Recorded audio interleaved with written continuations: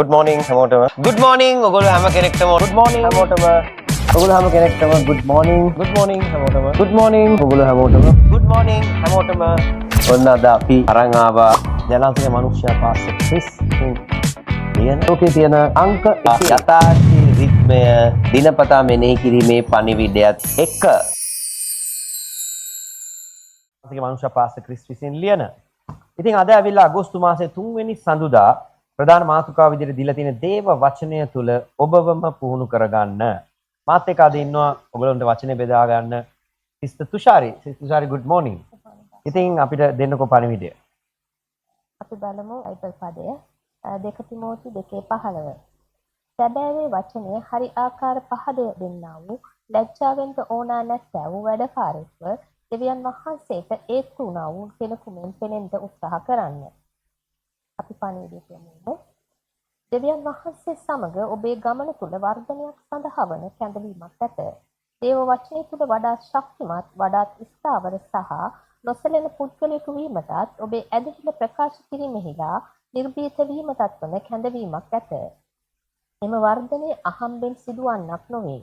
එය පැමිණෙන්නේ දේව වචනය තුලින් ලබන සිතාමතාම සිදු කරන පුහුණුව කරන කොටගෙනය.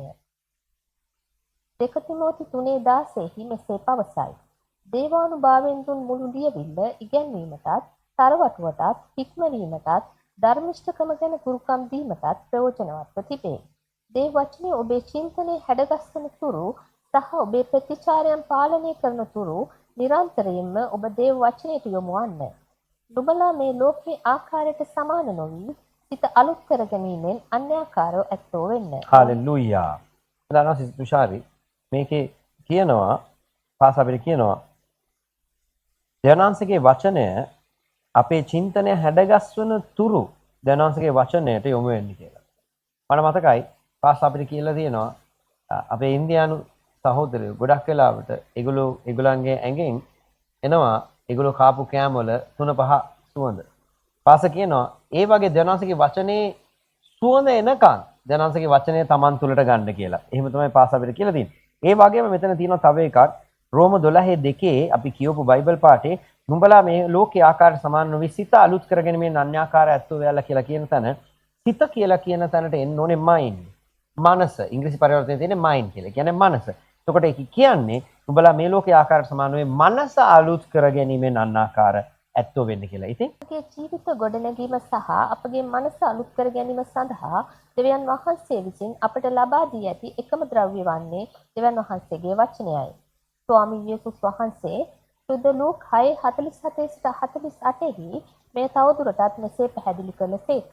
මා ළඟට ඇවිත් මාගේ වචන අසා ඒවා පවත්වන අය කාට සමානදයි නුඹලාට පෙන්වමි. ඔහු ගැඹුරට හාරා පර්වතයක් පිට අත්තිවාරමලා යක් සාදාගත් මිනිසෙකුට සමානය. ජල ගැල්මක් පැමිණ සැඩපාර ඒ ගෙට ගැසූ නමුත් ඒක හොඳින් ගොඩනගා තිබුණු බැවින් සොලවන්නට බැරි විය. ඔබ දේව වචනයට ඔබවම බාර දෙන විට ඔබ වාතාවරණයන්ට වඩා ඉහළින් ජීවත් වේ. අභියෝග හමුවේ ඔබ කිසිවිටකත් නොසැලෙන අතර කලබල වන්නේද නැත. කුමක් සිදුවෝද ඔබ ප්‍රතිචාර දක්වන්නේ බියෙන් නොව දේව වචනයෙනි.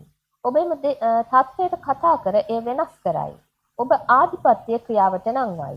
ඔබේ සිත දේව වචනයෙන් පුරවා ගත යුත්තේ එබැවිනි. මක්නිසාද මුඛය කතා කරන්නේ සිතේ පූර්ණ කමෙන්ය. දේව වචනේ ඔබේ ආත්මය සන්තුෂ්ත කරන විට ඇදහිල්ල ඔබේ ස්වකීය ප්‍රතිචාරය බවට පත්වේ. එය විලියම් බ්‍රැන්හම්ගේ එක්තරා සාක්ෂියක් අපට සිහිපත් කරයි. දරුණු අනතුරකින් මුළු ශරීරෙම හැලී බිඳී ගිය තරුණයෙකුට ඔහු වෙත රැගෙන එන ලදී. කිසිදු කලබලයකින් තොරව ඔහු එම බිඳුණු ශරීරය එකතු කර ඒ යථා තත්ත්වයට පත්වන ලෙස අනකලේය. එය එලෙසම සිදුවිය. ඔබව කැඳවා ඇත්තේ එවැනි ජීවිතයක් ගත කිරීමටය. ආමේන්. ඒ වචනෙන් ඔබව පුහුණු කරන්න. එවිට බිය ඔබ තුල කිසිදු ඉඩක් නැතිවනු ඇත.